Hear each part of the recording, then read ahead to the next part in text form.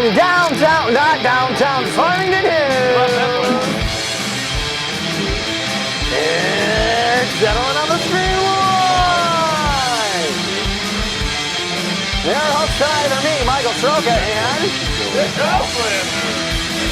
Hey, man!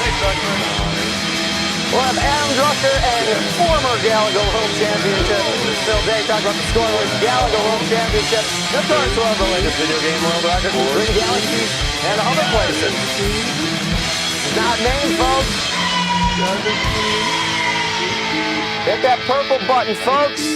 Welcome. 20, that's not it. 21. That was last night. No, was that last night? 22, 23, 24. Wow. 24. 24. Wow. 24. What is that all about, Nick? Hi, folks. I am Michael Soroka, the host of Settle on the Screen.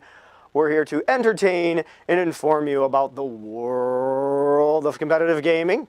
I'm also joined by my co-host, Nick Houselander, who's drinking folks? black coffee tonight. Yep. Brought to you by one of our sponsors, Speedway. If you're on your way, it's Speedway. So You got on your stores? No, Yeah. no, that's not right. yeah, they have pizza, 2-for-1 pizza Yep. slices. Mm-hmm. If you're ever curious, just go to Speedway. You can go to speedway.com, Speedy Rewards. Thank you, Speedway, for your sponsorship of Settle It on the Screen Live. Yeah. And Mountain Dew. No, Bud Light Lime didn't want to pick us up after our last season. Well, you know, we told them that we couldn't do it anymore. I think they got offended. Yes. We- Mooner, thanks for joining us, guys. Yes, this is the classic Settle on the Screen in the homie's home studio here. Yes, we're not on Facebook, which many of you are just so happy. And if you're listening to our podcast version of this, we thank you more importantly because we know, not more importantly, all viewers are the same. I said that wrong. But we know the majority of you guys watch us on your iPhone after the fact or stream us in your car on your way to work. So thank you very much for joining us. If you guys want to support us, we are on Patreon, settle.com/settle-on-the-screen, or you can click that button right there and subscribe. If you have Amazon Prime, it's free for one Twitch user, or you can give us some money. It's up to you. Then do you have to do it every month? Yeah, I think you do. If it's Amazon Prime, you have to. Okay. If you're paying money, it's an automatic subscription. Oh, okay. For the folks at home that didn't know. That is really convenient that you have to do it every month. We're also joined by our co-host, our special guest, from Twin Galaxies, Yes. Mr. Ninglendo. How are you this evening, Glenn? Doing fine. Don't have any coffee, but I got a beer. Okay. Oh, okay. So you Are guys- you working right guys now for must- Twin Galaxies? No. Okay, My you day can't be off. under the influence when Yeah. you're helping out on those forums and whatever you do. No, it's 9 o'clock at night. I'm done. Okay. It's so Friday night, so. the mood Yeah, is right. Friday night. Let's live a little, boys. Yeah, we're going to have some fun, show you how it's done. SIOTS. Ooh, Seats. SIOTS. Guys, TGI Fridays Or on ABC. Slots, as some Slots. people think. Settle lots on the screen. Yeah, so we've missed you. Obviously, a lot is going on in the Twin Galaxies universe. We were planning to expand to the speedrunning universe this month, but something just keeps dragging you back to that car wreck. You know, it's like you get in a car accident and you have like all your stuff in the trunk. You know, you got your hockey bag, you got your emergency kit, you left your backpack, so you got to keep going back to the junkyard to keep getting stuff out of that car, and you're just like, oh, I could take it home and fix it up, and you just can't like bear with it. You know, that's kind of how it is. So if you guys didn't know, the Donkey Kong Billy Mitchell, I don't know, 12th or 13th place scores now are under dispute. I don't. Not even close to the top 10. Okay? Exactly. That's what we're talking about here, is a score that is not in the top 10 Yes. of a game. So that happened last night. Jace actually kindly asked me to help him out, make sure he didn't say anything that didn't make sense. It's good he asked you kindly and not angrily. Yeah, yes, true. Mike, do it. And we weren't planning to talk about any of this tonight, but since what happened last night and since it was discovered, we had to talk about it for a little bit. We might poke at it a little bit here at the beginning of the show. But more importantly, the reason why we scheduled this show at this time is to get away from the god-awful game of Donkey Kong and burn all of them. Galaga, there's a Galaga World Championship coming up March, I believe, 30th. Phil can correct me. Galaga But I or got Galuga. If someone, Hang on, I got screenshots. Oh, you got okay. If No, someone's that's from not outside it. The US, There it is. wondering. The Galaga World Championships, March 29th through April 1st. We hope to have Adam Drucker on shortly after. Nice. Wow. Damn, I Wow. couldn't. I tried to hold that one back. That was really So go to while you're watching us tonight, go to ScoreWars.com. Adam should be joining us. We do have Phil Day sitting back there. How are you, Phil?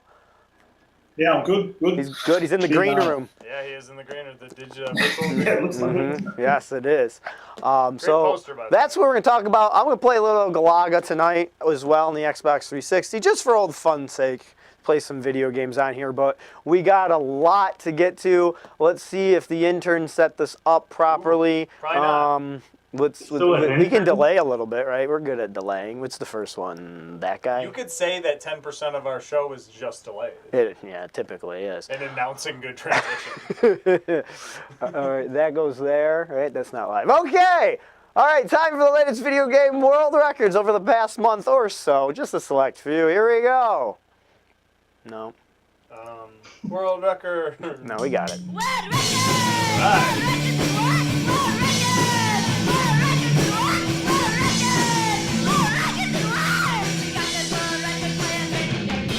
Latest video game world records from everywhere in the world.com. Here we go. Oh, there we go. Brought to you by Speedway. When you're on the way, you stay up late watching VHS tapes all day. Yeah. There you go. All right. Congratulations. It's finally official for Mr. Robbie Blakeman from Unbeatable Boston, a new world record on Donkey Kong. 1,247,700 points. Yes, he did this score in about January, but it actually just went through adjudication this afternoon, which is... It's quite remarkable. Nick, didn't you vote on it today? Crazy. How much do you know about Donkey Kong? Too much. Too much. I know way too much about that damn game. Yes. So there we go. Congratulations, pushing that score ever so That's high. definitely what Robbie looks like today. By the way. That Exactly. is definitely a current photo Yeah. of Mr. Lincoln. Yeah. But congratulations. Yes. There we go. We got a new world record from Rodrigo Lopes from Pene Santa Catarina, Brazil. A new world record on the Android. Angry Birds Seasons, South America, 123. A high score of 124,690. And this is an inaugural record. Welcome to the scoreboard, Rodrigo. Yeah. Congratulations. Yes. Oh, man. I wonder how many years he had to play Angry Birds for... I mean, just think he gets to follow Robbie Blakeman. Just think about that. I know, it's great. Yeah. Glenn, are you legally able to read the score? Sure, why not? Okay, it's all yours. We'll find out afterwards. We have Glenn Sampson from Newfoundland, Canada. Atari 2600 Fathom. Game 1 difficulty B. 19,566. Congratulations to Mr. Glenn Sampson. Nice job, Glenn. Nowhere near that 11 million points that theoretically can be done, but I can't fathom that score. Nice job, Glenn. Awesome. I know. That was my favorite of all the scores. That was the best one. All right. Well, I'll take care of this one. I'm not Glenn do one, or not Glenn. What's the guy's name? Phil. Phil? Yeah, the guy I only talk to all the time. We got a new Super Mario Brothers speed run. Fastest completion. Obviously, we're warping here. 4 minutes, 56 seconds, 462 milliseconds. Glenn, how do you say it? Obviously, He just goes by Cosby. he just goes with Cosman. Yeah, Yes. Cosby. See, there we go about the speedrunners. Can't use their real names. No, it is. It's his given name? Yeah, Okay. obviously. 12? Obviously. Is 12 his last name? Yeah. Still, regardless, it's a really cool run to watch. Go over to speed run. Where's that Mr. Andrew Gardigas? He's down there quite a bit now. Oh, it's speedrun down Yeah. there? Oh, yeah. He's got to get things going. Hey, Phil, do you want to read a score? Yeah, if I can. It's pretty small on my screen. What is this? Commodore 64 Burger Time 97. .691,750 by.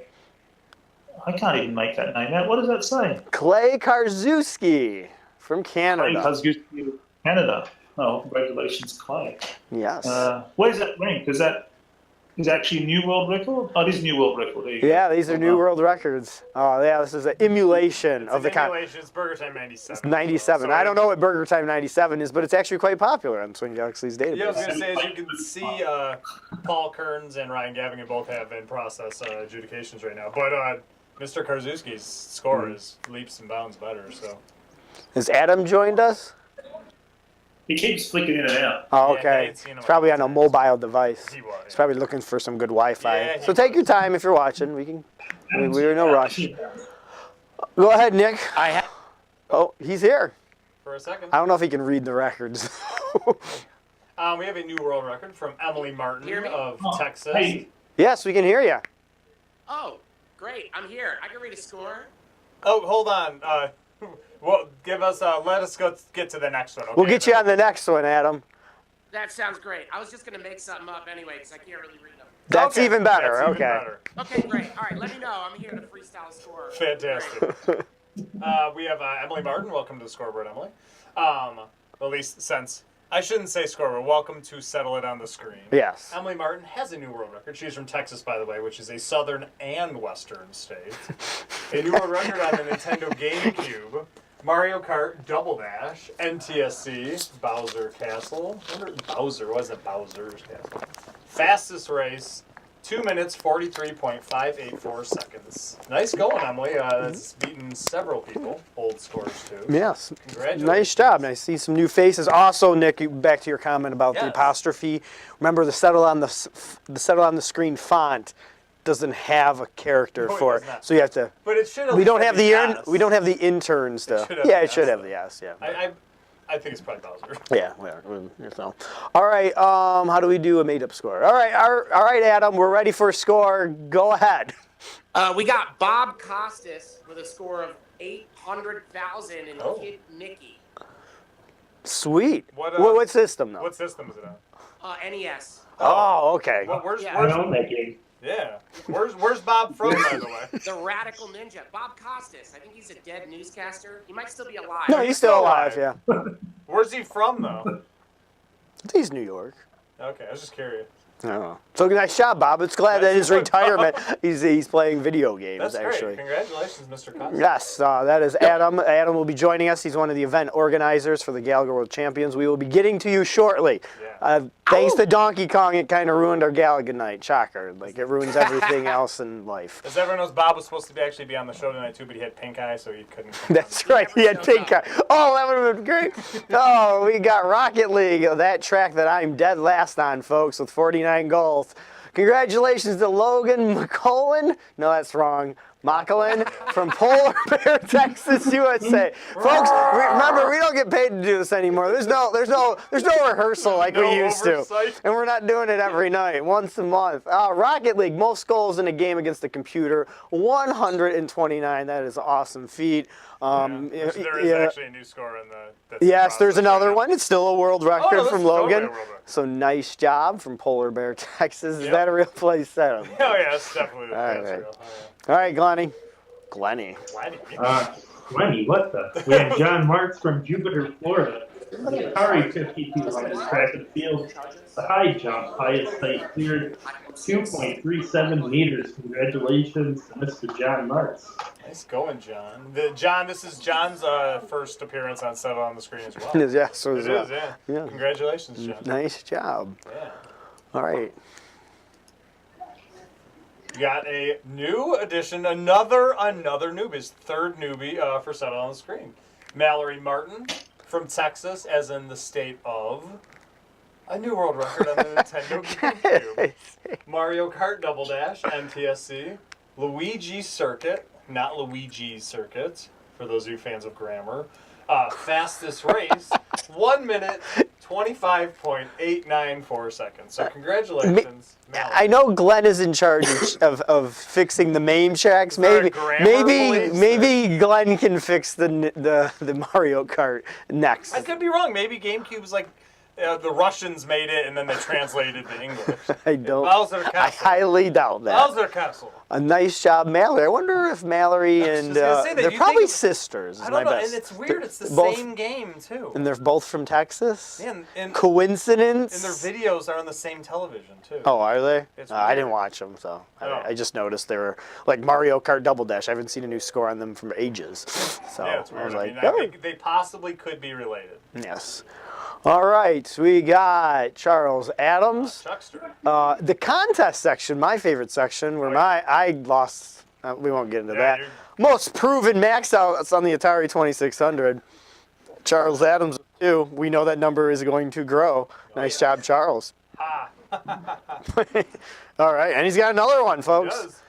And one of those max out. No, it's not one of those max outs. I saw California Games in that previous frame, but his max out is from Hacky Sack on California Games. But this is his new world record on California Games surfing. Great and frustrating game. I was actually trying to beat this probably about 3 I months don't think I've ever ago. played surfing. I've definitely Oh. played hacky sack. It's a great game. Oh, and the BMX is so much fun. Oh. I think we played it. We played in our video Oh, game okay. championship.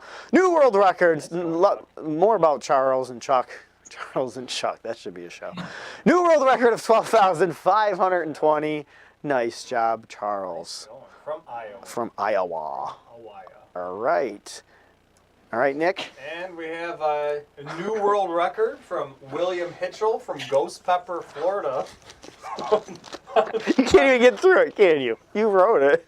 On the arcade, Donkey Kong. Fastest time to dispose of a Donkey Kong cabinet. Gasoline allowed. Oh, so this is like hammer It's allowed. like hammer allowed. You can use gas. Gas is allowed. 11 minutes, 34 seconds. Congratulations, Bill. Was there direct capture of that, or was it a camera? It was a camera phone.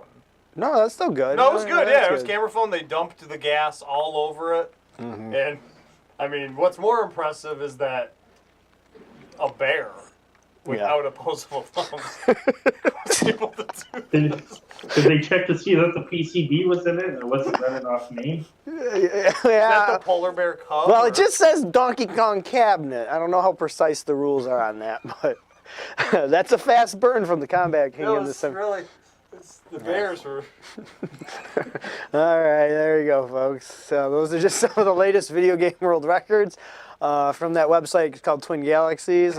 There's a score run in there, and then there's obviously consumables. There's another one. It's a Consumable. French-Canadian website. That's what I knew was spelled that way. Oh, so shocker, a bear was on there. So just a little service announcement. Like I said, we're gonna talk hopefully briefly about Billy's scores. Billy's 10.47 scores are under scrutiny. Okay. And the 10.05 and the 10.06, but we still have no footage other than my footage of Billy at the Ivgov event of his gameplay. Yeah. So we are putting out a missing sign. We're just gonna try to remind everybody, if you guys can spot if you guys know the whereabouts of this bag, that's where the tapes are. That's the last known time we've seen the 10.62 tapes is at It's like a Bruce Boomers. Willis movie. Exactly. If you can find it, I got Nick. Hang on, let's see if I go back to him. There he is. He's lost it, man.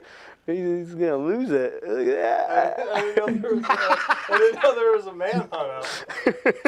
For a plastic bag with tapes, folks. That's what can free Billy at this point. All right. Nevertheless, what else? We got to get through this quickly. What else is there? Oh, we got a couple new segments. You got one of your favorite segments, folks. Those darn arcade gamers, man, they say some weird stuff going on. They sure do. We got our friend Ed, who's he competes on Galaga. He's on this month's Things Said by Arcade Gamers. Take a look. Kim Kardashian video game. Parasol. Yeah, well, I was doing it for new age. Okay. I think young kids on there, Carousel. I think new kids like the show. Your restaurant, we're gonna take you up on that wing eating contest. We got an official score. What are you doing? You're cheating already. Square it up, dude. You're cheating already. Yeah, but if you... You got a camera? I need to see your We'll take it over. Trust me, I'm gonna get a picture here.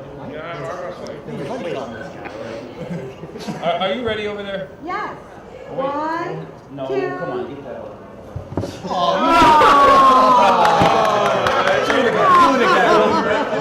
All right, ready? Just like in Donkey Kong. Always has a plan.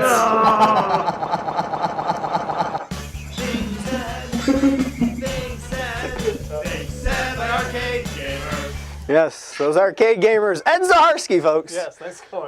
Mario Kart World Champion on Luigi's Circuit for Wii or something like that. In like 5th place on a Wii play sword fighting game. Yeah. It's Wii Sports we got that one 2 too. or Yeah. something. One attempt. It's Remember- amazing. Remember that? That was Yeah. really great. Skill for score. He did it right Actually, away. it's referee adjudicated, so I'd say it's null and void Yes. at this point. So last night there was a long, excruciating thing on Facebook, on the Twitch. That sounds like our show. Wow. I was going to say, was it just an entire week of Settle It on the Screen? Yeah, that's about 4 hours worth. So Yeah. that's pretty much a week's worth of settle on the screen on the old Twin Galaxies. Well, Jace went through the tapes, the original tapes that were accepted by Twin Galaxies referees through a VCR, and it was played back. So we got some things to get to tonight. We actually have some VHS tapes here in the studio. We have some Donkey Kong performances. Jace keeps talking about a $6,000 VCR that he had to spend and why this dispute's kind of taken longer. He could have literally just asked us. We have. That's like Jumbo. Isn't that Jumbo Shrimp, a $6,000 VCR? That's oxymoron. Exactly. I have 2 in my basement. We have one with the jog shuttle that goes frame by frame. He could have just asked us. He didn't even. He could just borrow it. Yeah, it's my last one, but he could have borrowed it. But so we'll get to that. That VCR goes for $750 on eBay. Now he definitely overpaid, but Does it really? Is that like? Yeah, it does. Does it come with Weekend at Bernie's? Weekend at Bernie's 2. 2, yeah. Laserdisc. It has both. Yeah, okay. If anyone wants a Laserdisc player Yeah. or Laserdisc, give me a call. Yeah. So we got another new segment inspired by last night. Yeah. So here we go, folks. It's can Jace can count. Here we go. This is now 0. 1, 2, 3, 4, 5, 6, 7, 8. So the next one, it should go off, I think, right? 9, 10, 11, 12, 13, 14, 15, 18. 16, 17, 18, 19, 20, 21, 22, 23, 24, wow, 24, 20, so You gotta wow. There you go, folks. Jace can count. All right. We figured that out last night. That's what we accomplished. That's great. There's your custodian of Twin Galaxies. He can count to 24. I just wanted to make sure. 25 at the very end. Yes, that's true. Quarter century. So Jace is obviously has a lot of stress going on. He wants to make sure things are legit. If Billy's scores are legit or not based on all these claims. We ain't going to go into that. But I guess since we are the scrubs of Twin Galaxies, since we are no longer on Twin Galaxies, don't have a show every night on their Facebook page. 12 shows a year is pretty good. Yeah. He's asked us to review some scores on VHS of Donkey Kong that, now granted, Billy's scores weren't number 1. They were number 1 at the time. But we've gotten some submissions that, let's say, aren't exactly a very high score. No. But there has been some disputes about their validity with the same claim. Are they MAME? Yeah. Or are they Not. Or yeah, so here we go, folks. Is it MAME? We're gonna play Is It MAME tonight. It's a new segment. If you're wondering, is this a new jingle? It is a new jingle. Is it MAME, folks? Time to play Is It MAME. So right now, we're gonna be showing you the video shortly. So like I said, this is a not so good Donkey Kong tape. I know Glenn can get a higher score on Donkey Kong than the tape we're gonna watch, but for the validity, for the purposes of keeping the scoreboard credibility, correct. All scores need to be reviewed that are questioned. So I guess it's our job to go by frame here with our VCR. And if you guys enjoy This Is MAME on the show, you could play the contest if you get it correct. Yes, we are playing a contest tonight. Yes, it is a contest. Yep. So if you guys guess it correct, is it MAME, is it not MAME? If you win, what do you win? What do you win? This is what you win, folks. Nope, that's nope, not not that. Nope, that's not. That's it. There you go. There it is. Yeah, what is the opposite? It's not what we wanted it to look like. It's a pixelated version, but it is the Twin Galaxies vacuum. Yes, you can win the Twin Galaxies vacuum tonight if you properly guess if it's MAME or not. Downstream's that. Downstream. Well, that's what happens when you don't have interns or a budget for a show anymore. But tonight on Is It MAME, we want you guys to vote in the chat. So once we start playing it, we do have an outcome. We do. Yeah. But we want to see. Me and Nick have gone through it frame by frame.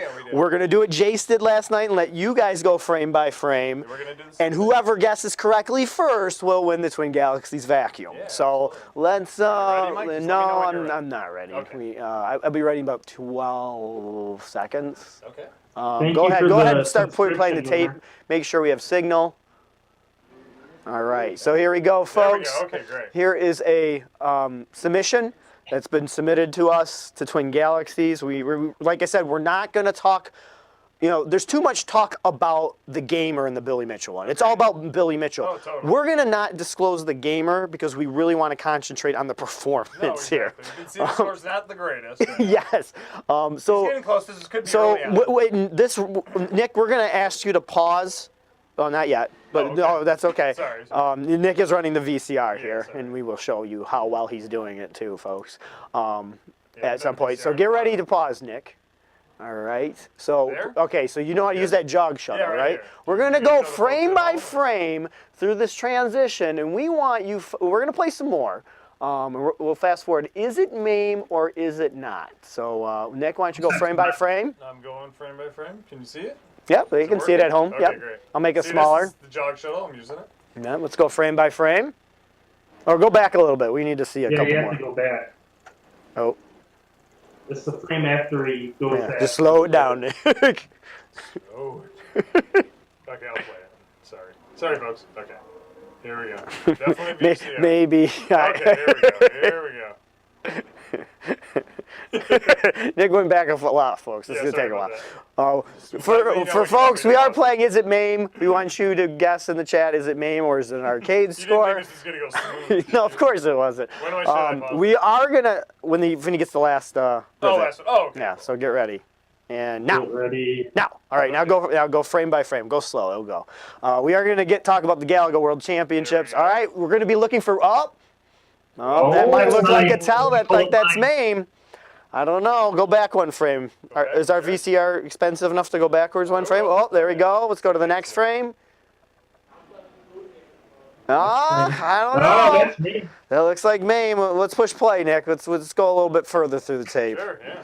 So, the fact that you guys know that. The fact that I know it and I don't even like Donkey Kong is the worst part. No, same here. I can't stand this game. Oh, here we go. It's only got one good. Is that Fortnite? I wish it was. Wow, okay, That was good. Yeah. He's at a tremendous pace here for the score. That was good that you got over 10. If you guys want to try to figure out which gamer this is from, just go on the arcade Donkey Kong board and go all the way to the last page. It will just, like I said, Jace has entrusted us with not the best scores for, not so public. Will Forte's score? No, Will Forte did way this better Costas? than this. Yeah. Is this Costas? This could have been Costas. Yeah, it could be his first attempt. Well, he had pink eye when he did it, so he had a hard time opening his left eye. So he's not even trying to get extra points. He's not even using it. Maybe this is he was planning on no hammer. Oh, there we go. Well, I guess there's no more no more, what do you call it? Transitions. Should I pause it or No, we're good. He could have reviewed the girder training. Oh, so let's see if he puts. Well, he's putting his initials in. That's one of the things you have to do. Is it MAME? Are his initials MAME? Let's see. No, he put W. I know, Adam, you have a small screen. W. Yeah, sorry. That's okay. Hey, he has his phone, so he can actually turn his phone to Oh, you're watch right, this at the actually. correct aspect ratio. Actually, that's not how it works. But Yeah, but oh yeah, the phone will It's turn automatic it. flip. WBH. I wonder what that stands for. I don't know. But 11,200. So, like I said, folks, this is not not a world record score, but we still want to make sure credibility. Of course. So we will go through the chat after the show to Oh! see if this is MAME or not. What's wrong, Nick? What? What? How do you know it's MAME? Oh, okay. All right. Well, there you go, folks. Is it MAME or not? Hope you enjoyed. Is it MAME? No. Yep. That's all the segments, right? We can get over Donkey Kong. God, I hope there's a decision by next week. So we can concentrate on an awesome tournament, the Galaga World Championship at Meow Wolf. Am I saying it right, Adam? You still are? Yes. Still are. Hi, Adam. Later, but. How do I use the thing? Here we go. Let's show Adam's face. There he is. Hi, Adam. How are you? Hi, guys. Hey, what's up? I'm in Kerouac Alley. You guys been to San Francisco before? I have not. Mm-mm. There's so I'm a big Beat Poet fan, and I'm in the alley they named after Jack Kerouac. Okay, that's kind of what I figured. If it wasn't after Jack Kerouac, I was going to have no clue where to go with this. Bob Kerouac. Bob Kerouac. He's from Livingston, Iowa. Yeah. And he was an even worse poet. No, Thanks for having me on the show, guys. I really appreciate it. No problem. So, I mean, we know a little bit what's going to go on, but we want you to tell all our viewers and all our podcast viewers what is going on in March 29th through April 1st. We are having the Galaga Throwdown to top all Galaga Throwdowns. So the CEO of Meow Wolf, we're an art collective, so the term CEO exists, but we don't really abide by that. But that's what he is. But when he was a kid, he used to play Galaga like a maniac in the very bowling alley that is now the Meow Wolf. Oh. And so one day he asked me, he was like, hey, could you put together a Galaga tournament? And I work on independent video games. I don't know if you guys ever heard of like Gang Beasts or Enter the Gungeon or any of these games. I've heard Enter. Oh, yeah. Yeah, I've heard that Okay. one. So I did all the music for Enter the Gungeon and Gang Beasts and all that shit. Cool. So anyway, I do indie games, and he just was like, hey, could you do a Galaga tournament? And I was like, maybe? And then I used this thing called the internet, and I found people like Philip Day. And we basically, the first thing that happened was we actually got in touch with Dwayne Richard, who I'm sure you guys know. Mm-hmm. And he helped me, because I came from battle rap. That was my first art. And I was often a party to very corrupt competitions and just stuff that wasn't actually about the talent or the artists having the best performance ever. So I just started talking to Dwayne, and I realized like that could happen for Galaga if we did it right. So he and I put together a really interesting tournament where we try to set D-mode records in marathon mode, and then those scores, everyone gets to marathon for 2 days, Thursday and Friday, and those scores populate winner brackets, and we have a pro tournament, and we have Andrew Barrow, Andrew Laidlaw, Dear Philip, and 7 other contestants from around mostly the United States that qualified, and they're all going to slug it out. And we're going to have champs in D mode and going to a kill screen in the tournament. So hopefully we get all Awesome. the scores guys can get. Is there prizes involved for those? Yeah, there's 10,000 smackers. Wow. Really impressive. That's pretty darn awesome. That's awesome. Yeah, and that was like, that was the big thing. Well, the first step was not using, I guess Dwayne was telling me sometimes with like the Pac-Man tourneys, you get like shitty cabinets, and then the world's greatest players have a joystick die halfway through. So we just made all the cabinets from scratch with original boards, brand new buttons. Cool. And we made basically 12 Galaga cabinets that people cannot. It's not even about complaining about it. It's just not having an impeded run. Of course. You can kill it. So that was step 1, and then prize money was step 2, and then getting the right people there so that it's a good vibe and everyone's competing from a healthy space was step 3, and then the rest was like production and getting hard drives. We have to redundantly record every cabinet twice. and okay. equip the boards to feed out of HDMI. So everything is going to hard drives to be recorded for TG score purposes. Cool. And then Very it's cool. also being funneled out by XSplit to go and be streamed live on Twitch. And we have all these awesome Twitch hosts coming out. And it should be really fun. So Saturday and Sunday are completely streamed. So we also are bringing out a bunch of classic cabinet aficionados who I'm sure you guys know. We got Hector Fly, the track and field master. We got Abner Ashman. Ooh, We Miss got Pac-Man. Don Hayes. We got Pat Lafayette from Frogger. Donald Hayes, And we have, second greatest arcade gamer of all time. And then we have, of course, excuse me, and I forget, we have Big Tim McVeigh coming in to, what he said was he turned 51 and he wants to do a 51-hour nibbler run. I will support that with anything I can do. So Awesome. we're going to get him water and M&Ms and fan and everything he needs. And then also coming Nibbler Mastermind. And then Dwayne Richard. And yeah, so we're going to have those guys on Saturday. Also, everyone that's brought there by us can just go for world records and marathons and enjoy themselves. The focus is on Galaga, but we also wanted to, I mean, for me, once I started talking to Dwayne and meeting everyone and emailing, I realized that this was about a culture and it was an not to sound like a hippie right now. That's not what I am. That's okay. But it really is about a culture that does not get a chance to like do everything it can. And it was just a matter of like money and prep to really get a perfect little storm going so these guys can all come and kick some ass and I get to watch. I'm stoked. Excellent. Well, there's the address on the screen, folks, for Saturday and Sunday. So make sure you guys check it. We'll be watching it. Well, hopefully, there's a very small chance I will be there. But I would like to watch there. But if not, it's very slim. We're trying to make it work. But nevertheless, I'll be watching on the Twitch if I'm not there. Yeah. Or I've seen people at these events. No offense to anybody who was at the Kong Off.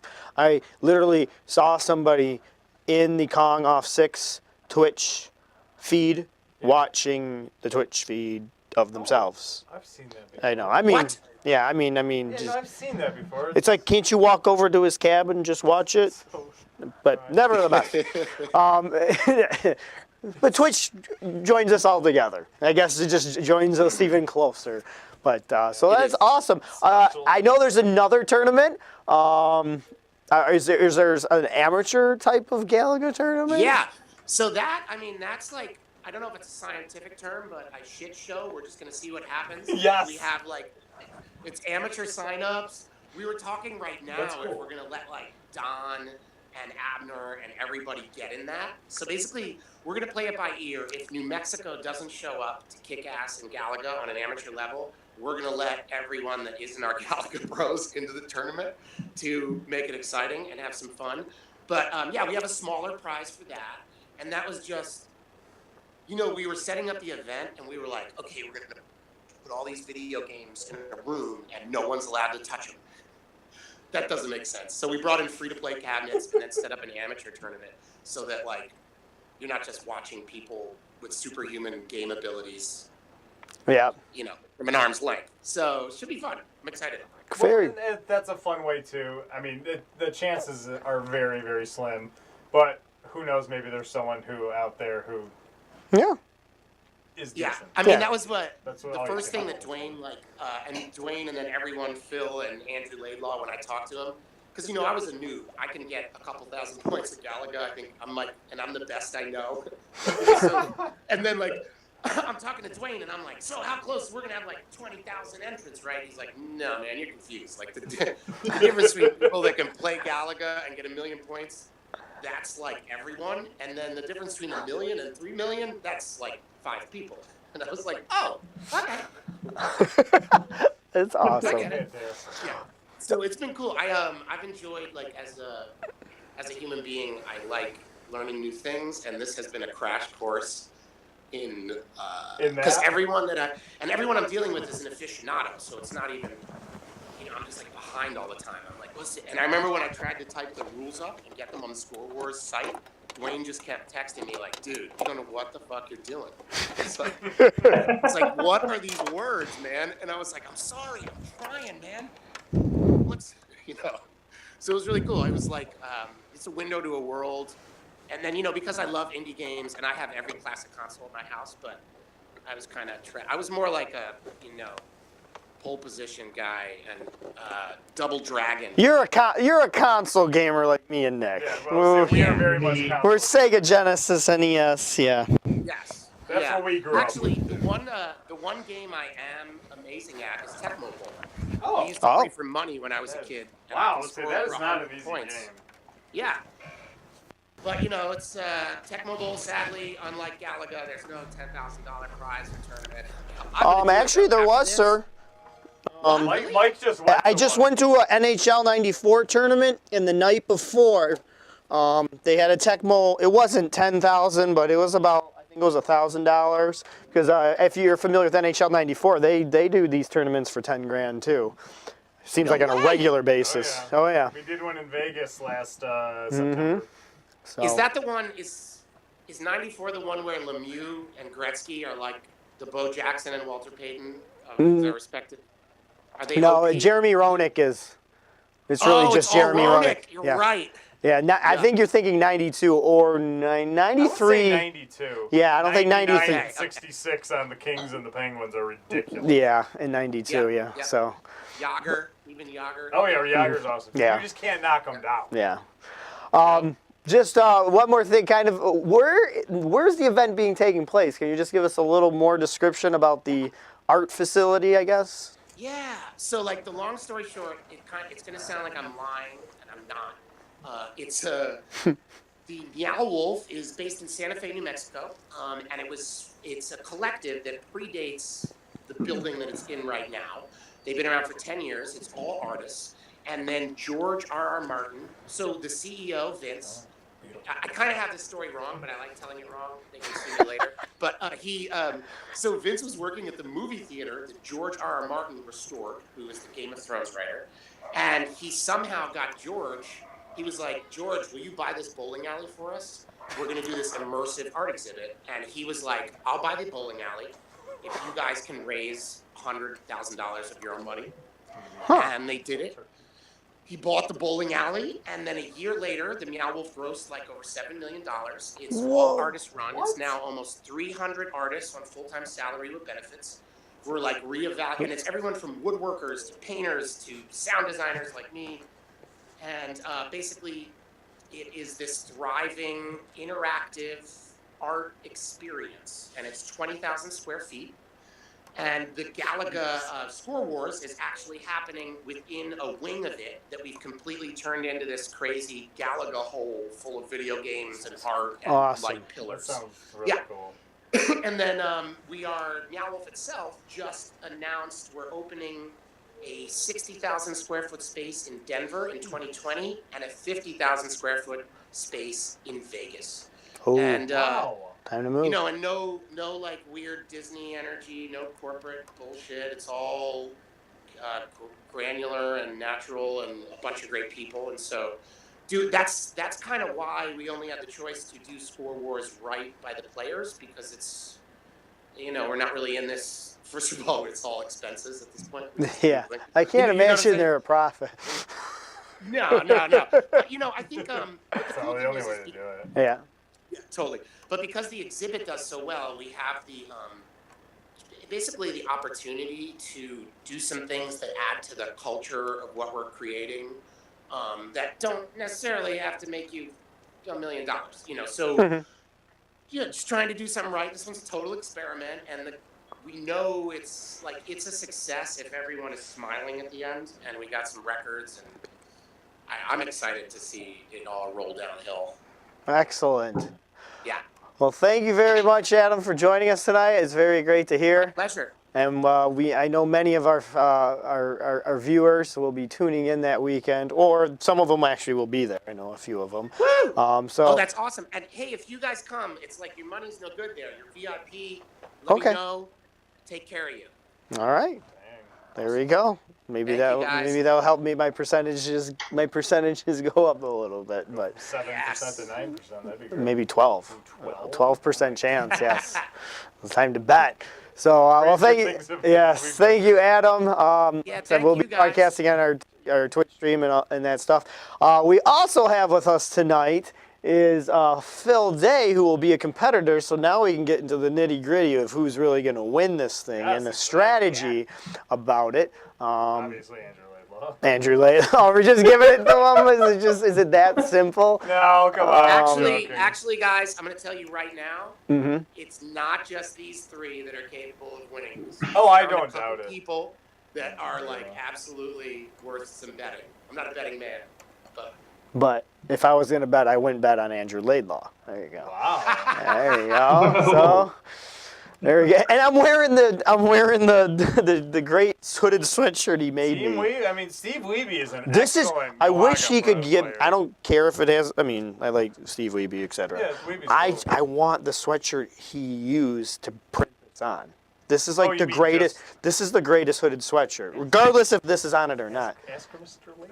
I guess I could. I'll have Phil do it. Yeah. But you can find out. Yes. All right. So I'm gonna get Phil in here. It's a good thing to talk about on the show too. Well, we could. Oh, maybe he's watching. He might be watching. Andrew might be watching right now. Why don't you ask Phil? That should be the first question to Phil. Hey, Phil. You there? Thanks, Do you think Andrew could get me another sweatshirt like this? Yeah. No, I was just talking to Galaga Championship. I can include. I can get another one. He wants one without the Team Wiebe on it, though. He just wants a blank. I want sweatshirt. one that says Team Phil. Not Phil Day. No. Team Phil. No.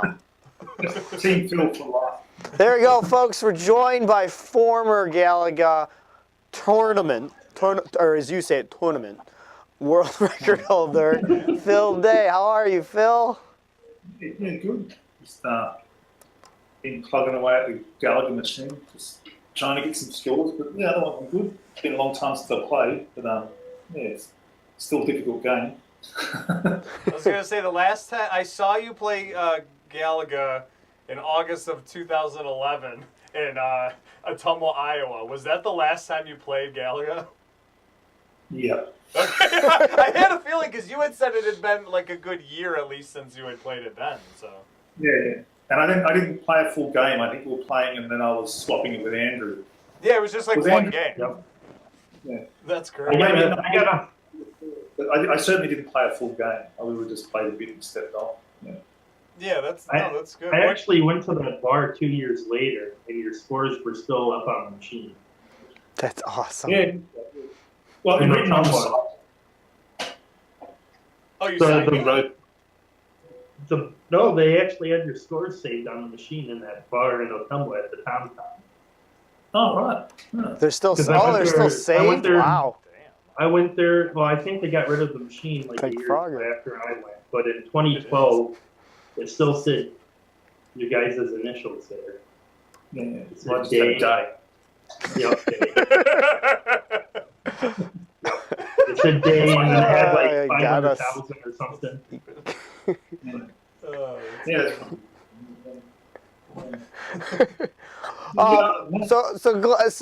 we talked about a long time ago was the last time you played. Did you ever think you'd be playing in such a tournament like this ever after leaving the United States? After getting deported from Iowa, Walter sent you back. Yeah, Walter was sick of you beating his score, so he's like, you gotta get. He's like, you got the same last name. He's sick and tired of going. Is Phil your son?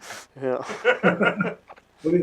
I mean, I think it's pretty obvious. Like, no one would have thought they were going to be flown. Because the thing is, Meow Wolf are flying everyone in and putting them up and everything. So there's no expense, really. Just like the fact that they're flying in all the way from Melbourne and Andrew Barrow all the way from Wellington, New Zealand. I know. Wow. It's pretty putting us up for the whole weekend and then sending us back again is that's pretty wild in itself. And then the opportunity to win money, like I think it's. First place is 10,000, second is 5, third is 2.5, and the amateur one's 1,500. Oh my God. So, yeah, the idea that you'd ever make any money from playing Galaga. Well, the truth is only 3 or 4 people are going to make money from Galaga.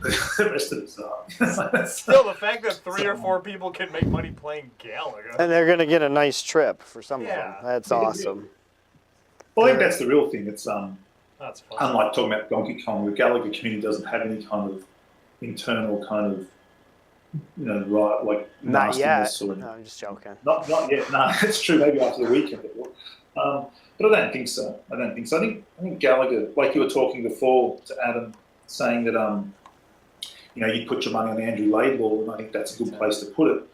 But there's other people coming through, like Andrew Barrow. He passed my score late last year, so he's playing really well. Recently playing, and then there's a guy Armando Gonzalez getting up really big scores, but he hasn't submitted any Twin Galaxy scores. He might have submitted one on Rapid Fire, I'm not sure. And John Klinkle's going, and he plays really well, very consistent. And the real thing with Gallagher is consistency. I think that's the problem with world record scoreboards, is they're your personal best. It's not like I hit 3 million points every time I play.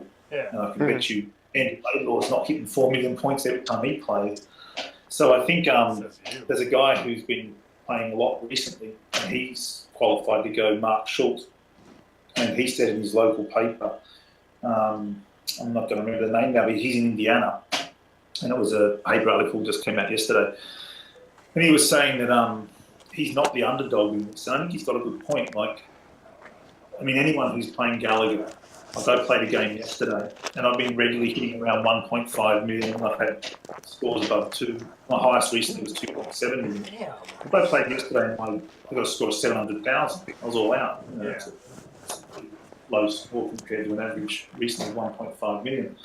But that can happen. I lost 2 ships together, then I failed to double up. Then I did double up. Then I shot my man. I didn't manage to get it back. I actually shot it in flight. So I was all out. But I think I was saying to Glenn, earlier, I think the difference between Gallagher and Pac-Man and Donkey Kong on most of those games, but just choosing those two, when you bomb out with Jumpman, or Mario as everyone calls him now, but Jumpman or your Pac-Man gets eaten by a ghost, you come back fully formed. But with Gallagher, because you're playing with 2 ships, and if you lose one, then you've got to surrender one and then try and get it back. So there's kind of this weird game in between the game. So if you've got it's like a recovery shot in golf. You don't expect to make a lot of points while you let your ship get captured, then try and capture it back again. So if you get a couple of good runs back to back on double up ships, which a lot of people do, the highest score on the day could be, it could be a world record, but on the tournament day, if it's a knockout, the highest score winning that day could be as low as 1.8 million, like half, not even half. As low as 1.8 million. Well, low is in comparison to world record scores. There's nothing wrong with but and then the people going, see the one person who's going who qualified right at the bottom, and I reckon he qualified very low because he decided to just do it because of the tournament, is John McAllister. Now, my money is that John McAllister's probably been playing Gallagher as a full-time job, in the last 2 months, and John's, his Robotron score and marathon score for asteroids, like in that group of 10, he'd be the one that I'd be most looking at. Most afraid of. Yeah, well, if John McAllister really turns his attention to Gallagher, he could destroy the game. He can do anything. Yeah, well, he's pretty good on that. No, he's amazing, dude. He, like I said, we talk about it too much on the show. He's moved in.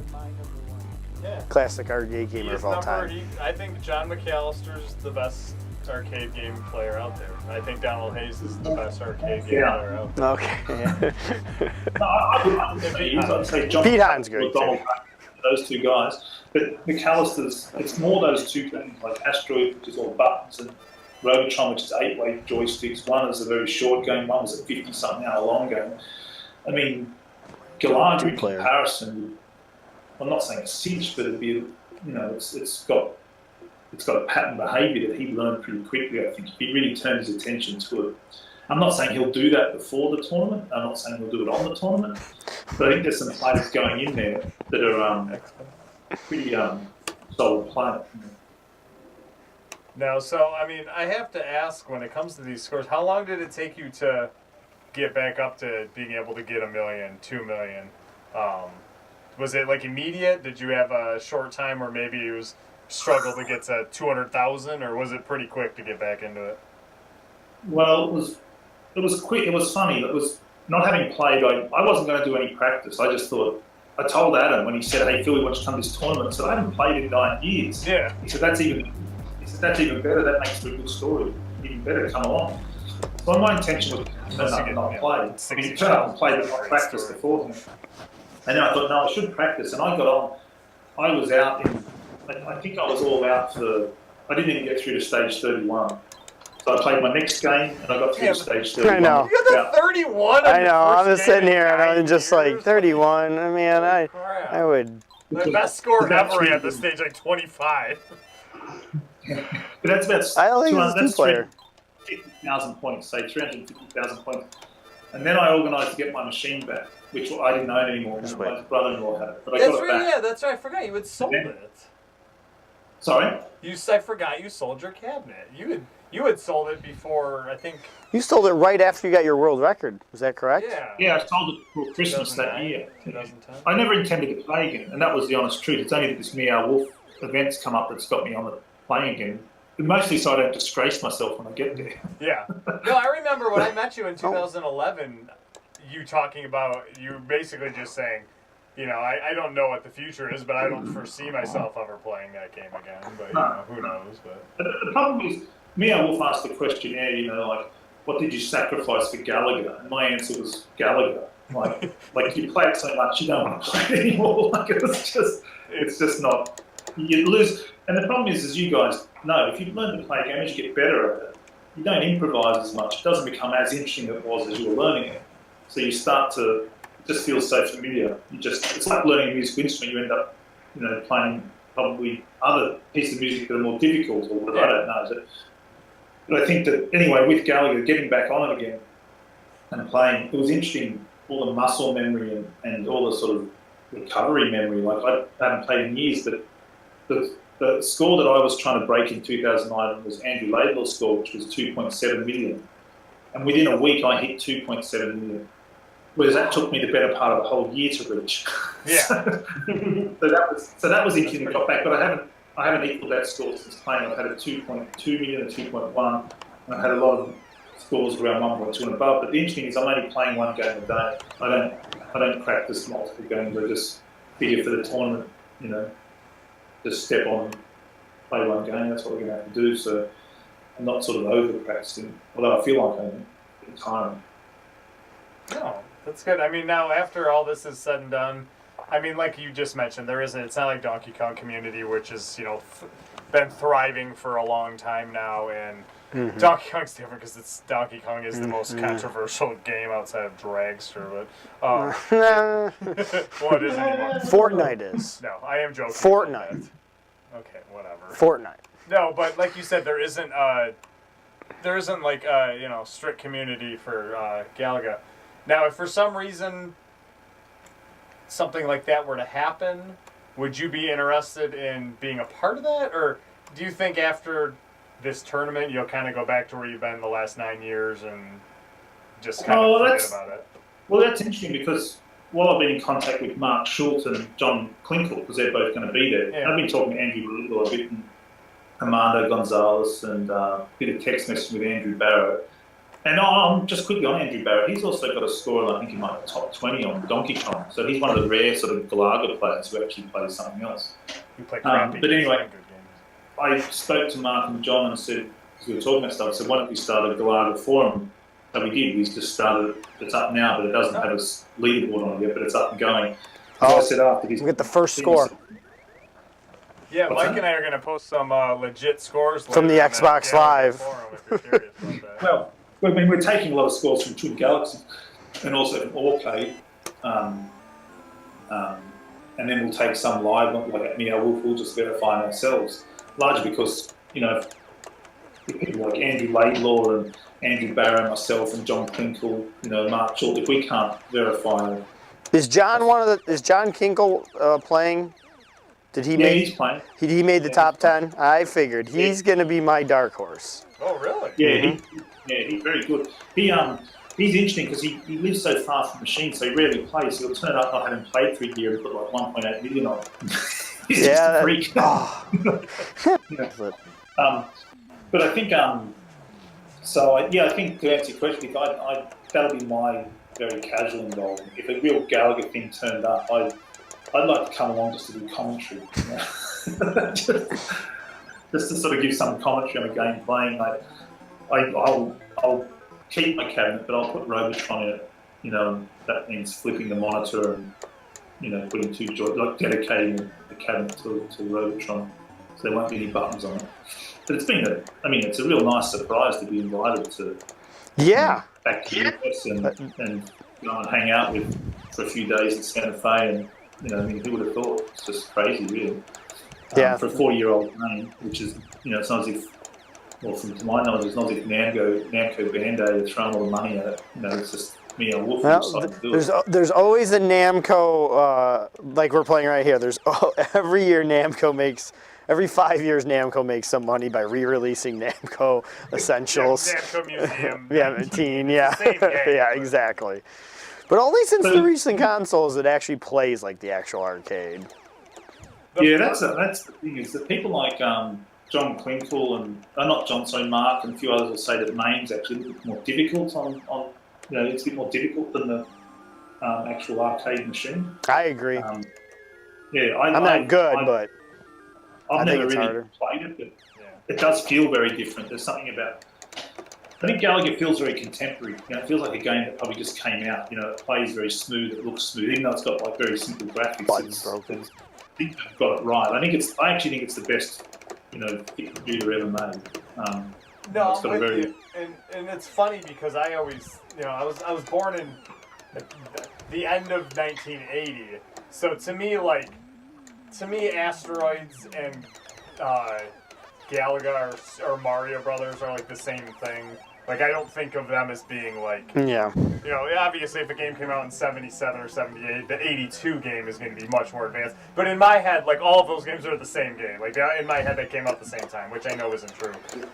So I totally agree with you, because you want to play, like, even just like the original Pac-Man, but you like look at Space Invaders and compare it to Galaga. Galaga is so far advanced from Space Invaders, and really it's only like 2 years newer.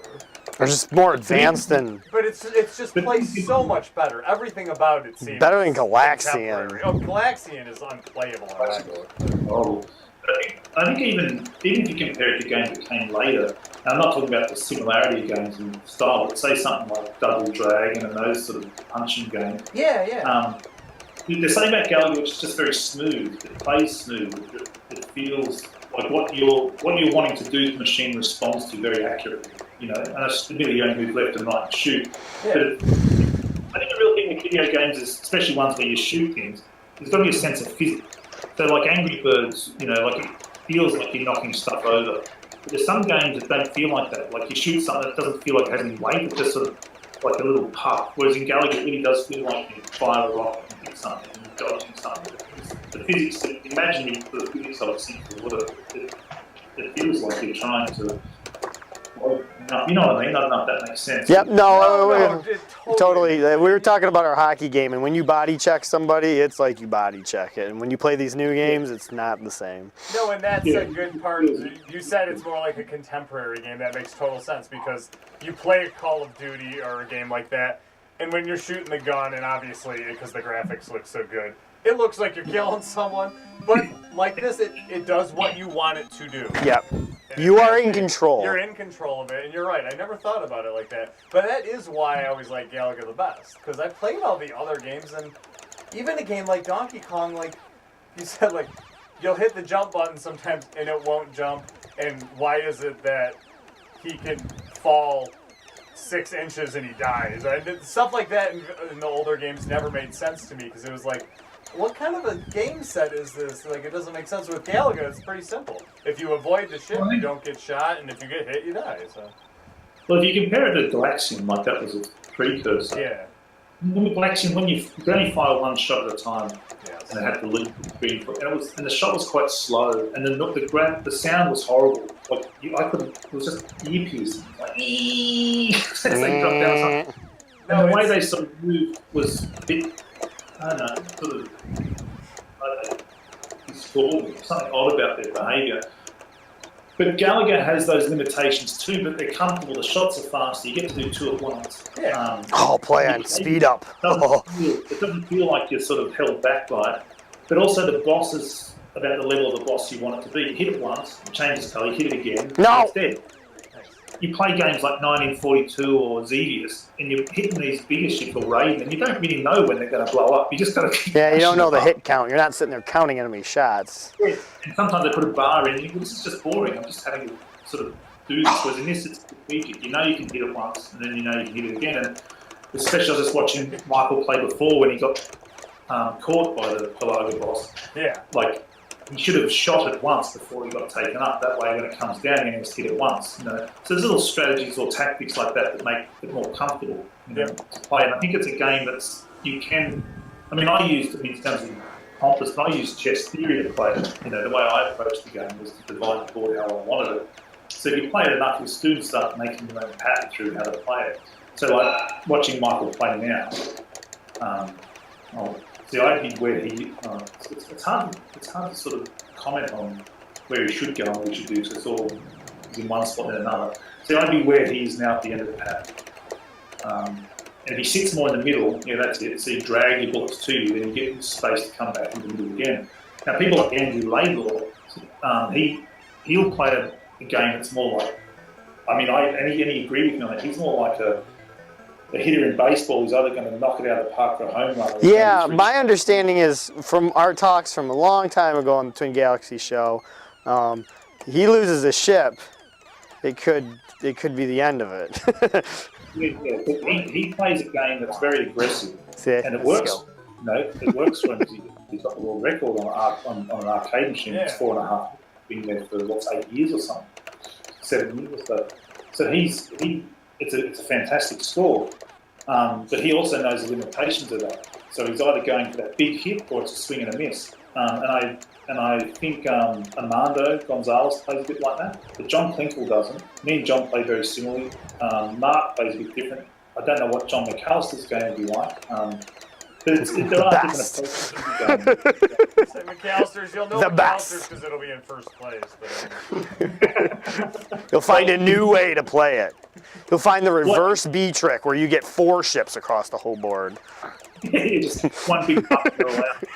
the whole bottom of the screen will be ships. Yeah, will be, just hit it when once he gets to 12 lives, he'll do something and the whole bottom will be filled, like Galaga 88 or something. He'll walk in and he'll just go, "This game's easy, guys." All you got, you guys forgot about the other button that you. I started talking about fun. That's okay. Donkey Kong.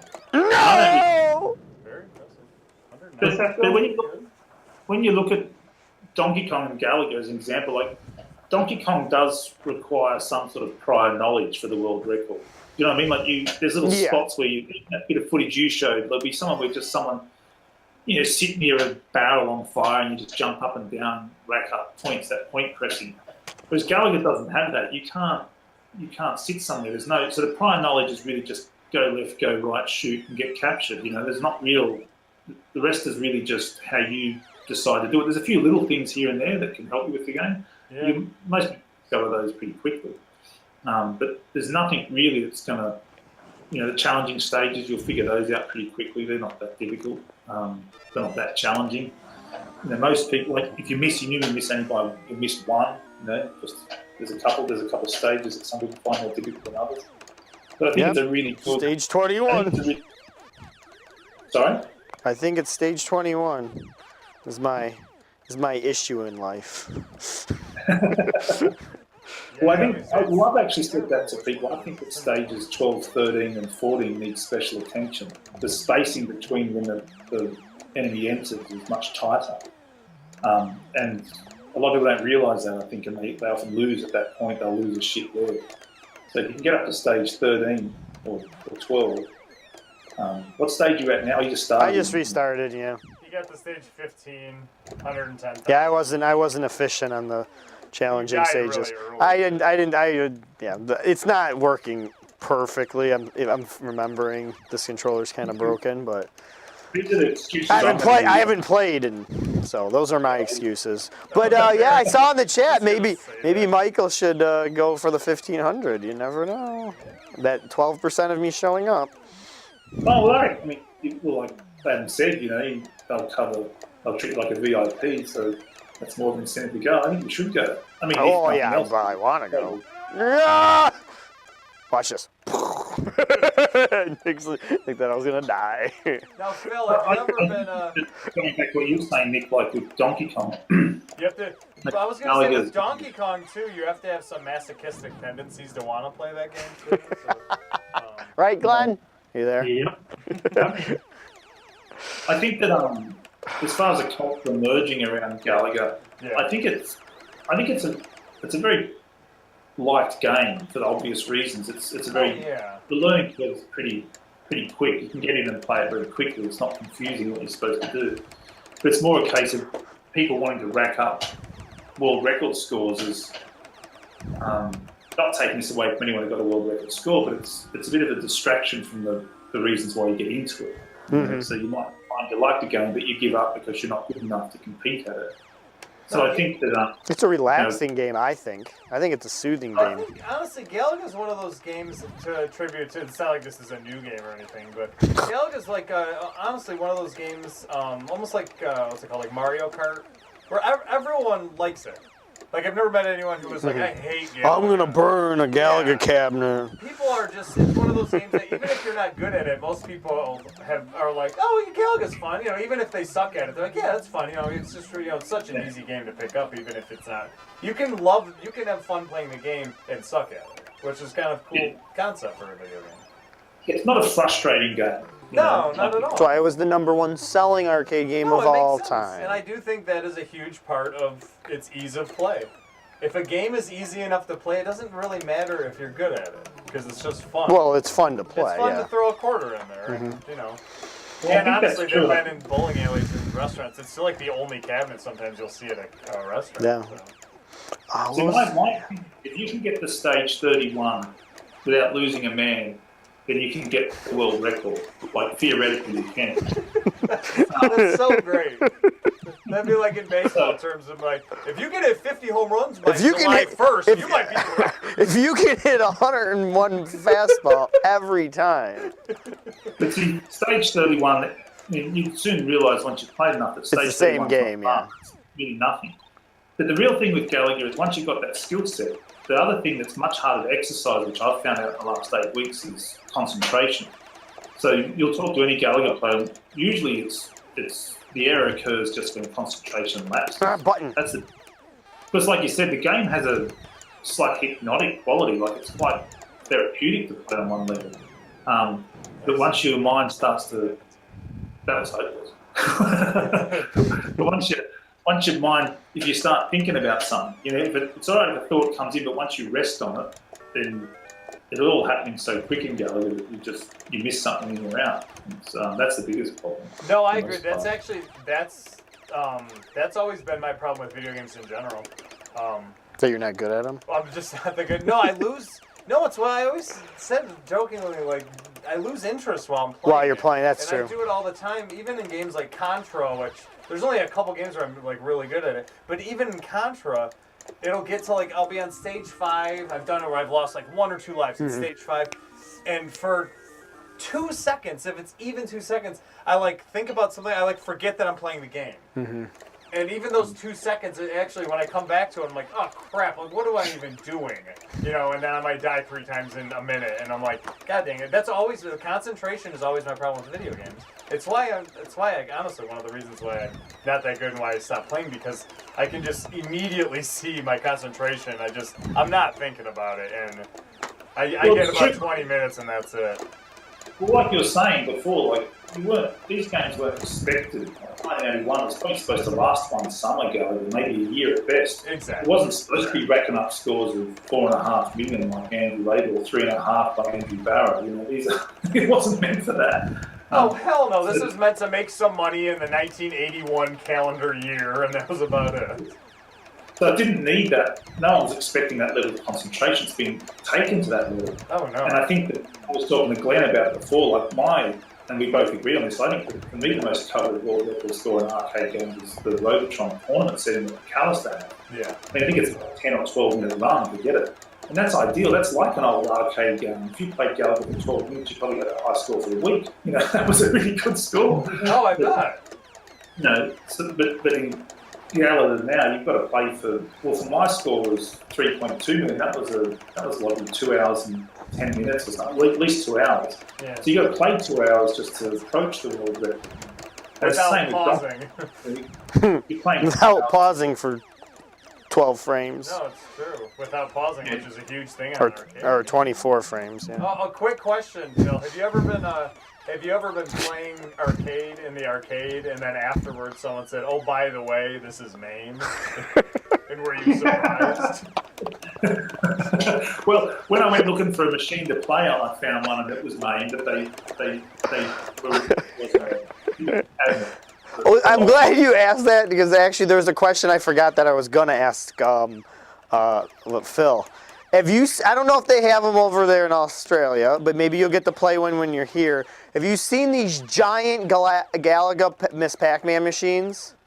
Yeah, that's the one I played on. It was horrible. It's horrible. It's so they're like humongous. Oh, Go to really? Dave & Buster's. Oh, okay. It's 10 feet tall. It's so delayed. Oh, I'm not surprised. Yeah, With the it's a Galaga, meme the thing. screen It's store, yeah, it doesn't play like How that. big So that's why I end up getting humongous. Oh, okay. I mean, it's That's 10 why feet tall. I hadn't back. I couldn't find a machine with a Galaga board in it. I couldn't get one. I couldn't find one around to play in any arcades. Well, there's a few arcades in Melbourne, but none of them had it. There was a tabletop, but I wasn't going to play the tabletop. That- like a cocktail. That would be great. A tabletop sounds like. Well, that's what I want. I bought a Bosconian for the purposes to convert it and put it in my kitchen, but Except that I actually like Busconian. better. Yeah, I love that. I did start loving it, but when The board was bad. my board, But well, if you somebody bought it from Japan, so Oh, I want to be sitting at the table. yeah. But I think also, speaking to Armando Gonzalez, he'll be there, he's qualified. He qualified with a score of 3 million points. I think he had men left over and just walked away. And he made a really honest remark, which was, you know, in Galaga, you do need a little bit of luck can really turn a game around. You know, just as bad luck can go the other way. Right? So having a bit of luck on your side during a game. Like I was playing a game the other day where I think I got to 1.8 million and I had 3 men remaining. And it was my daughter's bedtime. I have a 2.5-year-old. Yeah. And so I just switched off. The amount of times I thought I shouldn't have survived that. That was just too close. I was lucky to get through that. You know, and you don't really. You feel like you've cheated because you've just had a bit of luck go your way. At times you just put yourself too close to game over. And I think that is Galaga. Like it's a pretty. Well, you know, when you're playing it, then Nick, you know, you're looking at the bottom, but only in your periphery. You're sort of you've got a funny place where you got to watch because there's so much moving going on. You're never really just stationed around the activities happening closest to you. And as those bees or enemies start to drop and start circling you, you know they're going to loop back around again. So you start trying to measure where they're exiting and where they're entering. And I don't know. There's a lot to sort of manage over a long period of time. It doesn't feel like it when you hit that zone. It's like you can't get out. And all the Galaga players talk about that. You hit the zone, hit him once. That's it. Yeah. Once you're in that zone, you just feel indestructible. You just go, oh, this is comfortable. And when I get in that zone, I always feel shorter. I feel like shorter, and the screen looks bigger. I'm seeing it so much clearer. Like it's not running fast, it's running a bit slower. So you can see everything. But I think it's just some sort of saturation effect. You know, it's like retinal burn of some sort. Yeah. But I also think that I always find to get to that point, I've got to at least got to 1 million points before I get there. So you've got to play a certain amount of time. So that's about 1 million points is someone maybe 40 minutes, maybe 6. I can't remember. No, Phil, I totally get that. And, I mean, I love Galaga. Galaga's top 3, favorite games of all time. My high score is only 182,000 though. I've never been able to get past that next level. I've played it for 20 years and I've never been able to get past that. But I've had a couple of those games. I had one last fall actually where I had not died. Oh, come on. I had not died yet. I was at There we go. 170,000. Finally. And it was one of those things. It was by I don't know what stage it was, by stage 18 or something like that. I hadn't died yet, and it wasn't even difficult. It was one of those things where and as soon as I started going, because I was just kind of like, wow, this is really easy. Like, I'm not even having trouble. And once you acknowledge that. In my head, I was like, wow, this is really easy. And the second I thought that, I was like, shit. And I died 3 times in about 40 seconds.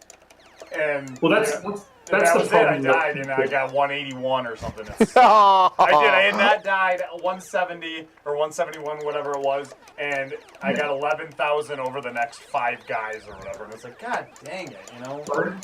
That demonstrates Galaga perfectly, and I think that's the problem that I'm having. Well, the problems that I will face or have, like my skill set. I think in many ways my game is better than it was when I was doing the world record, even got the world record, because there's things I've improved on.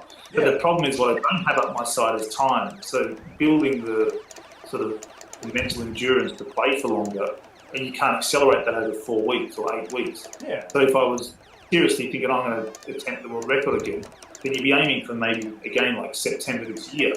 You know, you'd be sort of putting in, you know, you have a regular, you'd be playing, you're not, you know, you just practice through the week and you videotape your game as you get closer. It's like you wouldn't even be videotaping at the moment. You'd just be trying to hit you want to hit an average of 2.5 million. You know, maybe 3 million really with average. You want to be hitting 3 million regularly, and then think, yeah, well, and start recording. You're not going to record every game.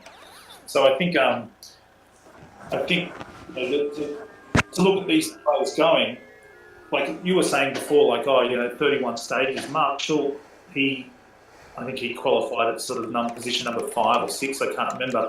And he was saying, hey, Phil, do you reckon I'll be right to get in? You know, and this was about a week out from it. I said, you got 1.2 million. And he said, yeah, but I'm worried someone's going to push me out. I said, do you realise how few people can get 1.2 million on the planet? Yeah. Like, Exactly. Most of the people don't play it, for one. You know, so there's no women going, so you could probably say that's half the population might play Galaga. Easy half. Yeah. Yeah, and then you say all the younger people aren't going, and you've got a whole generation who aren't going again. Then you look at countries where it's not popular, like probably China and India, like it's carrying it down. But he felt that 1.2 was maybe strong enough. But I said, you can comfortably, you'll be going to be able to get out of here. Oh, without a doubt. Just stay there. Now slide under them. Don't. We're good. You taught me everything I know, so. I was going to say, it's a fact of me applying it is the other part. Phil, he went from not even coming close to my score to he met you, and a month later he was tripling my score. I mean, it was like amazing. Watching him play, I was like, what the hell? Like, it was pretty amazing how quickly he caught on. But yeah, I think that with this tournament, because it's a knockout tournament, I know Adam didn't expand on that, but it's a knockout, and therefore it's not going to be to do with you get a second chance to play again and again like the Kong-Off. Now, we all went to the Kong-Off together. Well, Glenn wasn't there, but we went together, and I was a little bit... That was a good Kong-Off. And it was great that Richie Knuckles was doing it. But my feeling was it was going to be a knockout, which I felt was a better idea. I thought we'd have the machines lined up and, you know, you'd see people bracketed and then you'd sort of have a head-to-head, but it was just all day into the night to see if you get the best score, which is much the way we do a world record score. But I think a tournament really is going to be the best on the day, you know, not Yep. You know, there's no resetting in that. So it's not really about, I know Adam would like to see a world record set, and I think that there's a good chance that... It could be one, Thursday or Friday. Yeah, well, Armando Gonzalez, he's been getting really big scores, and I think he would like to produce the score live, so I think he's a real contender for that, and a real contender to win the tournament. But I think the other side of it is the scores that we're going to see won't be, I don't think people will necessarily be matching their personal bests, or even, they might even be half of them. Well, it depends on what people's consistency's at. And the pressure of being streamed live on the internet with me watching. No, I'm just joking. 13% chance of you being here. Or, yeah, the 13. Oh, it went up a percent? It's up to 13%. Yeah, we thought about that and it died. That's okay. No, there's no outro. Okay, So, I did have one more question since I was playing a lot of it. Have you ever just like played the one ship thing, or what's your thought on speed, the double shot speed? Still like one ship. I think it's fun. What do you mean, like rapid fire? Or Yeah, do you like rapid fire, or just like, it's not even, it's a novelty? I think it's fun, but I think that it came as a cheat. That was what its intention was. I think, is to sort of upgrade Galaga to make it feel more, like Raiden or something. It was just it's a fun way of playing it, but it does take a lot of aspects of Galaga that needed to play. That's what was designed. It's already bad enough that Galaga has a pretty low AI. Like, it's not as if the bugs are learning your behaviour. They're just doing repeating the same thing they always do. The enemies are, and then you add rapid fire, so you've it's not how it was engineered to be played. So it is a cheat. There's no two ways about it. You're going to get more scores on rapid fire than without it. And what about single player or just single ship rules? Single ship rapid fire, but why not just do single ship? No, just single ship. Oh, just single ship. Yeah, have you ever tried it or just played it that way on purpose? See how far you can get? The weird thing was, when I first got my cabinet, and I thought I'll start going for the world record, because I was playing on ones in cafes and stuff, and they had rapid fire or they weren't set to rank D, and, of course it made a big difference when I got on to play. And I had no one to talk to about it. And there was, in Australia, there wasn't a community like you guys have over there. You just have no friends. So I thought maybe they were getting the world record by playing single ship. So I spent the first, few weeks playing single ship. That's how you do it. Phil, I just thought maybe played the bigger, single ship till I was even like though I 15. played the double ships. I did not know. But because it was a bigger target, when I skipped to rank D, I found it difficult. So I thought I'll play single ship, and I think maybe my top score on single ship wouldn't have been much. I mean, if you got 500,000 points on single ships, you're. I think Andrew got 1 million or something crazy. Andrew Barra. Oh, there. Well, he's a pretty solid player, though, isn't he? So the beast. Is that single ships with rapid fire or just single ship? No, single ship. That's what I'm saying. So he's putting 250. Oh, is that with single ship? Not rapid. It's 5 men only, or? It could be 5. I don't think there's a marathon track for it, but I haven't. That's pretty impressive. One ship. He's averaging out 250,000 points. Well, more than 200,000 points. Well, that seems about doable. But you'd have, like I said, you're a pretty good player to do that. Like, if I got down to the last man, I wouldn't be expecting to put 200,000 points on. Oh, I forgot this one. Oh, it's this one. There we go. My single ship was, I think it was 126 or something like that. No, I missed it. Which is funny. My double ship's only 182. Like, it's not that much difference, really. Yes. Yeah, 182,000. Yeah, 182,000, and my single ship, I think, was 126 or something like that. 121, 126, something like that. But again, that was before I learned that you could do 2 ships. So I had been playing for years with 1 ship. So I was already really good, and then the second ship almost screwed my game up, actually, because you couldn't dodge as well. Obviously, you couldn't dodge as well. I think that when you, like saying, but when you don't know how to, once you master the patterns more, if that's the right term, you find your method for clearing the screen, you lose a lot of innovative play. So someone like Andrew Laidlaw would be a good example. He's so good at clearing the screen that he doesn't practice the single ships. He doesn't need to. Especially if you're going for a world record, if he had a bad run, he'd go, I'll just restart it. Yeah. But why practice it? So those little bits that you might find you're in trouble with, he would rarely find himself in trouble with those. Well, they'd always happen somewhere in the game, but he might already have racked up 2 million points before he has that problem happen. So you just don't exercise that part. It's like people who play golf. They go to driving ranges and knock out buckets full of balls because they like hitting balls a long way. But they forget that a large part of the game is going to be putting, or just approaching a green, whereas people practice that one stroke where you get to tee the ball how you want it, it sits on a perfect line and you hit it. Perfect, right. Whereas they don't practice throwing the ball in the sand trap as often as they probably do teeing off. Yeah. So I think Galaga with double ships is where you want to be. But when that fails, everyone's in a bit of a scramble, and people have different approaches for doubling ships. Mark Schultz has got his approach is the other end of mine. He's sort of less aggressive and waits for the form, but then you've got a bigger struggle at the end.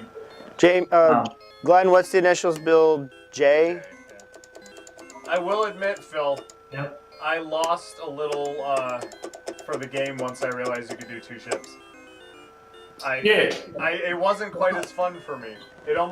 I was better at the game point-wise, but I liked Galaga because for me it was like the perfect test of your reflexes to see your dodging skills, really. I mean, it was Actually, like a you simple raised a good thing. point. I was going to ask you guys this, all right? And Glenn as well. Like, I think that, see, Hank Chan has, I mean, we're using talking Donkey Kong because of all the obvious reasons, but we also know the names we're talking about. So Hank, I think he's still ranked 5th in the world. Yeah, he's still very high up there, man. 5 or 6, anyway. But he's not playing anymore. And he's only about 100,000 points away from the current world record. Now, the interesting thing about that is he says, I think when he's being modest, says, I just don't have that skill set. But I don't think that's entirely true. Like, you can learn from it, you know, from those other machines, from those recorded games. But I often wonder if there's an expiry date for people. Like say, for instance, Steve Wiebe, he's scored sitting on the Twin Galaxies sites from 2010. And it's 1,050,000 points or something. So he's been going to Kongos and hasn't bettered that score since. Yeah. And this is to do with what you were saying, Nick. You said, oh, I found it more fun before. I think there is an expiry date for players. Once you've sort of mastered it, and I think it's fair to say anyone who's kind of kill screen on Donkey Kong has kind of mastered it in a way. Like, they know what to do, they've just got to find ways to find more points.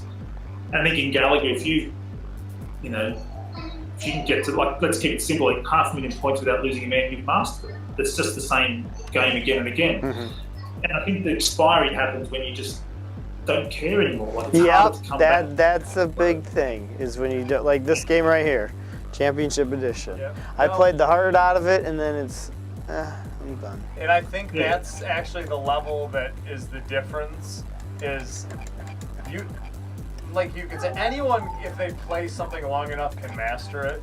But I think it's 2 different levels of mastering it and then still giving a shit after you master it. That's honestly, that's always my problem. I'm not saying I've mastered anything, but once I've gotten good at, like I said with Galaga, once I learned there was 2 ships and I played it a couple times, I lost interest. Kind of lost the fun. I still really loved the game, but it wasn't as fun anymore because I thought the one ship, that's what I thought was so cool about that game. I was like, this game's so crazy after a certain point. It's almost impossible. And then once I learned there was 2, it was like, oh, there's like another level here. And then, of course, I learned there was like crazy high scores. And I was like, okay, you know. All right, I'm done. I mean, I don't know. It's like, I think that's the difference. When you look at a game, like, pinballs have infinite variables. You know, you're not going to play the same game of pinball ever, just as golf has infinite variables. Golgar.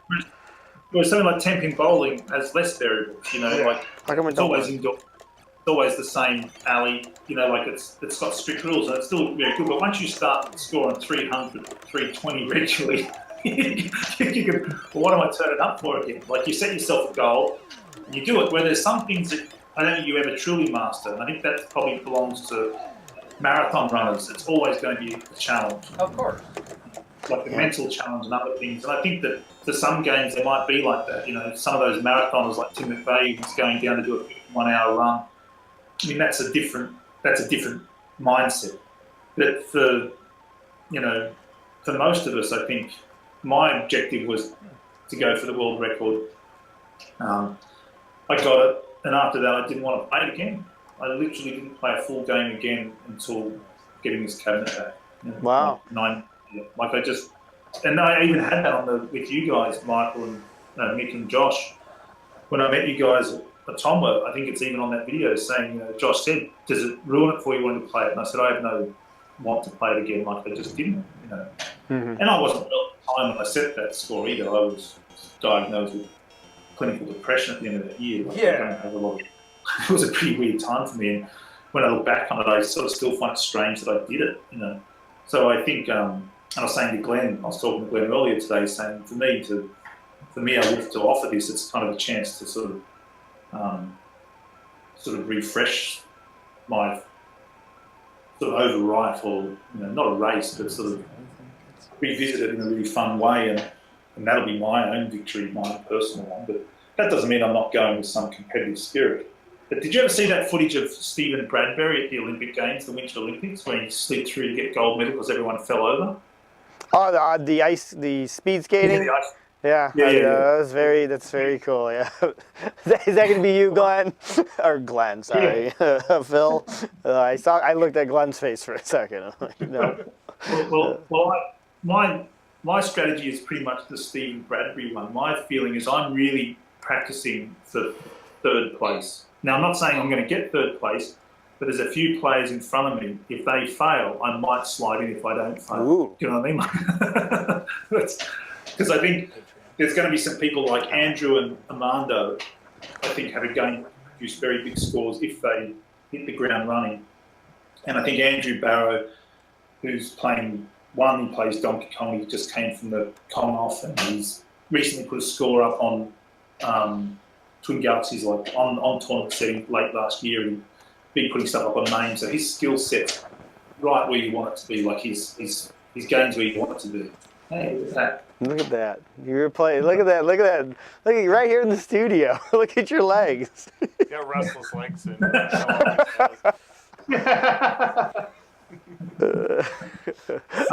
So dumb.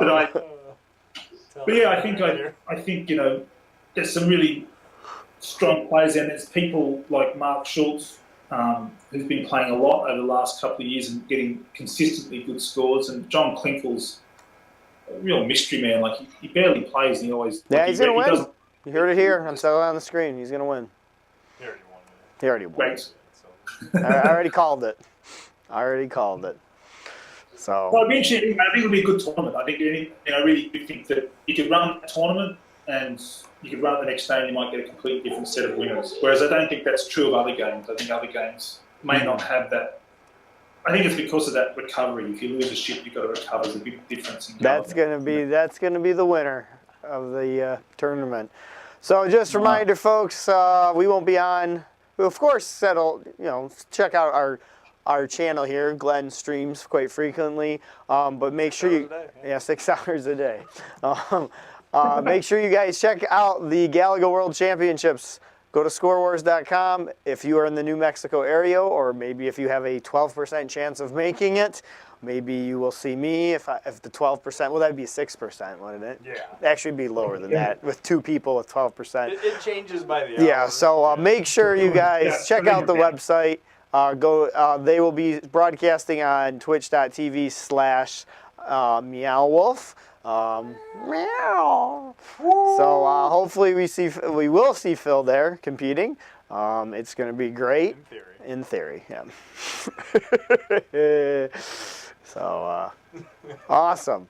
And just a reminder, folks, one more time, if you have seen this bag of tapes, make sure you guys go to 800sauce.com. Laundry in there?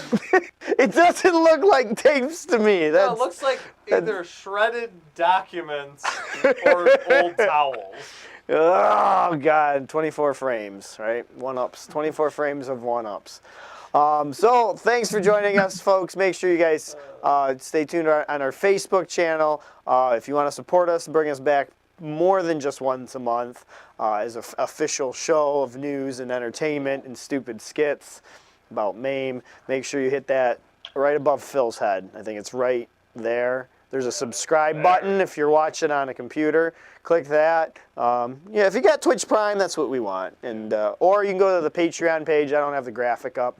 Patreon.com/SettleOnTheScreen. We will be pushing the button for this episode. And thanks again for you guys watching us or listening to us on iTunes, on your iPod. Podcasts are still a thing. Podcasts are huge. Podcasts are still the future. They're still humongous. How is podcasting still the future? Because you can take it with you. Yeah. Even because you know what's going to happen? There's going to be less Wi-Fi, I think, in the future. Well, they already predicted that. Well, yeah. Well, the internet's going to be more restricted. Yeah, exactly. More restricted. Well, we'll let the we'll let the tech podcast, political podcast, take care of that. We'll just entertain you about the world of competitive gaming. Good luck, Phil. You can hang around for a second, but we're going to say goodbye to everybody else. Thanks for joining us, and have a good night. Do you think this button works next? I don't know. Good night, Phil. Good night, Glenn. Good night. Good night, Mary Sue. Good night, John Boy. Good night, John Boy. Good night, John Boy. Can a guy...